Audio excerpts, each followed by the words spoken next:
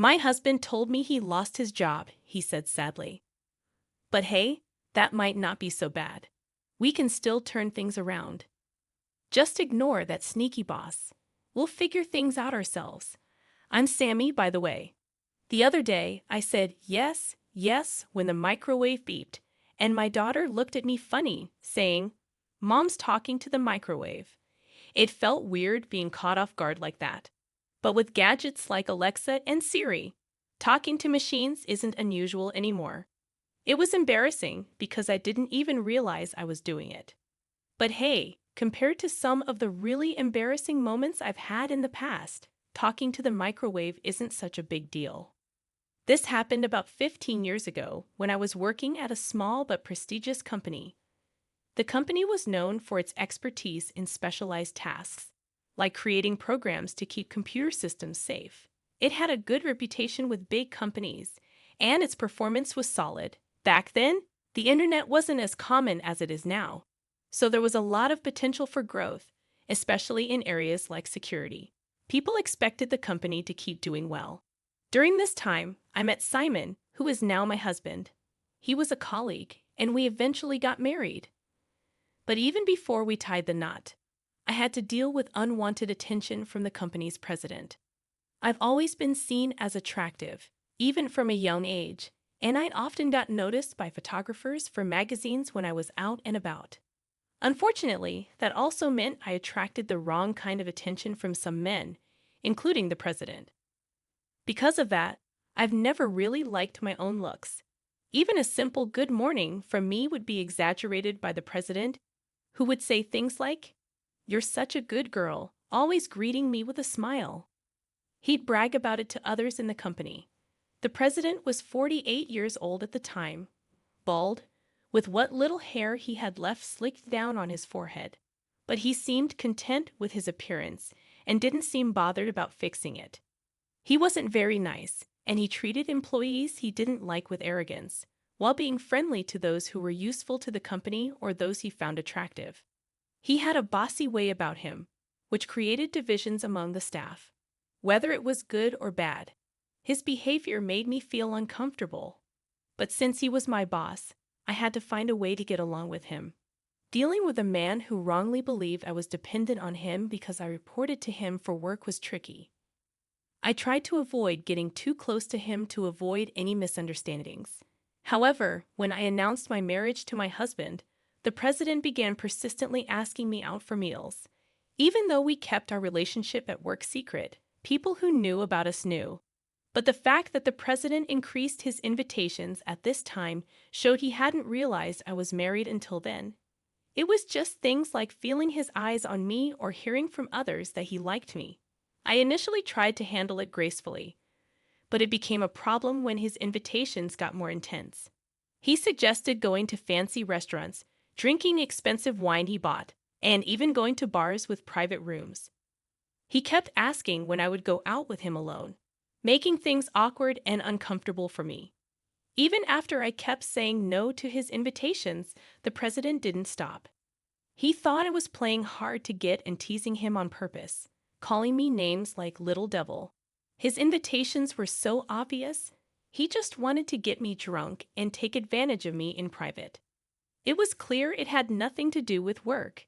If he suggested going to a busy park near a police station and asked me to drink water while licking salt, which I hated, I might have considered it as a work obligation, but ultimately, I wouldn't have gone.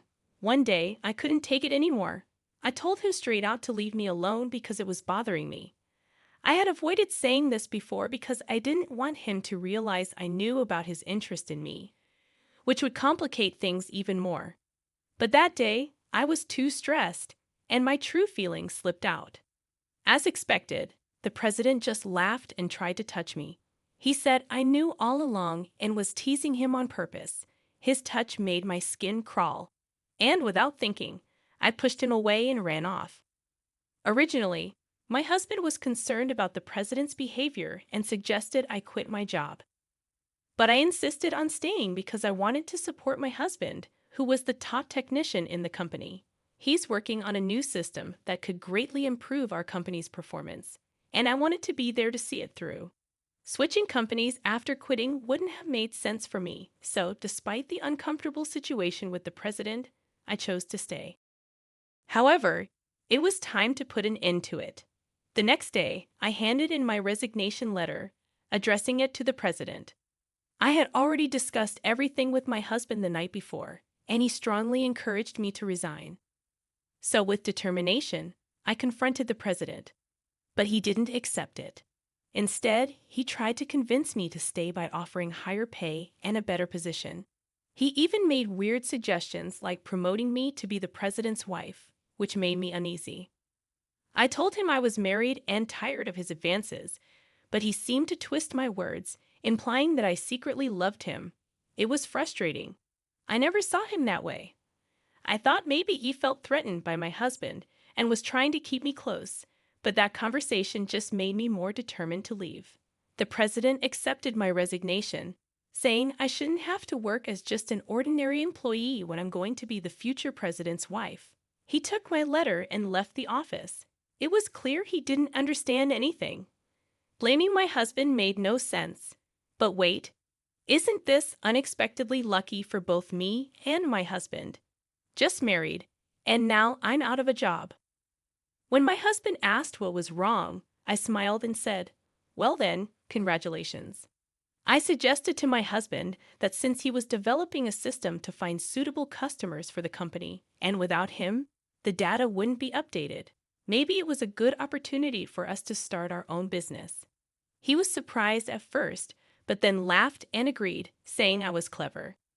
We could work together again. After getting fired, my husband wasted no time. Within 30 days, just like the president said, we used our savings to start our own business. During this time, my husband reached out to the talented people from our old company, basically recruiting them to join us. The bald president, who didn't even know how to use a computer, often didn't understand the struggles we faced and would give us impossible tasks. So when my husband asked them to join our company where they'd be understood and valued, almost everyone agreed, except for the higher-ups the president favored. If I had stayed at the old company, I might have been stuck there too. Following my husband's lead, he developed a new and improved version of the system he'd been working on before. With his connections, he not only secured jobs, but also created 2 new security systems, selling them to other companies. In an industry with few competitors, companies naturally wanted the best products, so our workload quickly grew. Within 4 years, our company became the best in the business. Everyone at our company was thrilled with our success. Then, out of nowhere, the president showed up at our office one day. Reluctantly, my husband led him to his workspace, which also served as the president's office. Worried, I went along too. My husband asked the president what he wanted, and the president immediately bowed and apologized with tears in his eyes. He said he'd been watching us for the past few years and realized that I really didn't like him. He genuinely regretted his actions. The president explained that the previous company was in financial trouble, short-staffed, and making employees work long hours without paying them properly for overtime. At this point, I didn't really care about getting an apology. My husband is making more money now than he did at the old company, and he's increased the salaries of our employees. We're happy with where we are now, so the president's apology didn't matter to me. It felt like a waste of time. When my husband asked if the president had anything else to say, the president got off the sofa, sat on the floor, and begged. He pleaded for my husband to come back to the old company, saying that with him there, things would improve. But my husband calmly refused. He said that ever since he got fired, he's no longer an employee there and has a responsibility to protect the people at our own company, so he couldn't go back. The president kept pleading, even offering to step down and have his company merge with ours. But my husband said no. He explained that what the president did to me in the past was wrong and hurtful to female employees' morale. Nowadays, overworking is criticized, and actions like the president's are considered unacceptable. Back then, it might have been seen differently, but now it's clear it was wrong. He mentioned how victims were often silenced or blamed, and he couldn't forgive the president for what he did. The situation with overtime was different. Until then, it was common for companies to ignore labor laws and make employees work long hours. But as laws changed and people started seeing long hours as harmful, the president's actions could have serious consequences if reported. At first, he begged not to resign, but he eventually realized he couldn't stay as the head of the company. The president stepped down, and my husband took over, merging his company with ours. All the employees came with us, and we sorted out the unpaid overtime. Since our company was doing well, it was a relief. The president's company didn't pay much for overtime anyway, so the amount owed wasn't huge. We came out on top. When you suggested starting a business after I lost my job, I never imagined we'd grow so much that we'd surpass the president's company. I'd always believed in your abilities. Really? Or are you just trying to boost my ego? I teased my husband. No way. You caught me, he replied with a smile. As we talked about our journey as a couple, I felt genuinely relieved that everything had worked out so well. Later, it came out that someone leaked the conversations for the president's office, including his embarrassing actions towards me. This, along with the issue of unpaid overtime, made it to the local newspapers. It didn't make it to TV news because it's a small company, but more people read local papers than watch TV or read famous magazines. The president became a laughingstock in the community, and kids started playing a game called Playing President, where they pretended to flirt with a reluctant girl. It was embarrassing for him, and if he saw it, he'd probably feel even worse. He was divorced and had a teenage daughter. When she heard about the game, she seemed upset and ran home. Having a creepy father must be tough for a sensitive girl like her. It's like he's facing consequences for his own actions. Now, the president lost his company and his daughter, and he can't get a good job because he doesn't know how to use a computer. He's working as an office worker in a local factory, but he struggles with basic tasks. He's even serving tea to the female president there. It's quite a fall from his previous position.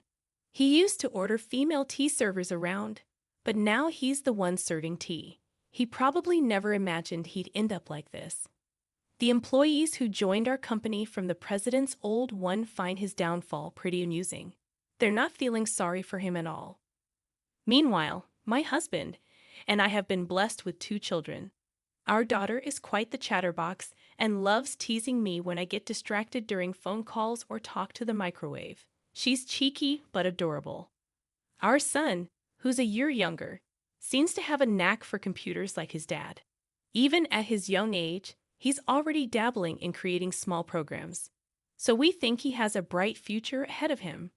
It would be great if he eventually took over the company, but right now, he's more interested in being a YouTuber, working for Uber Eats, or delivering pizzas. Wait, son, aren't there any other options? I often ask him.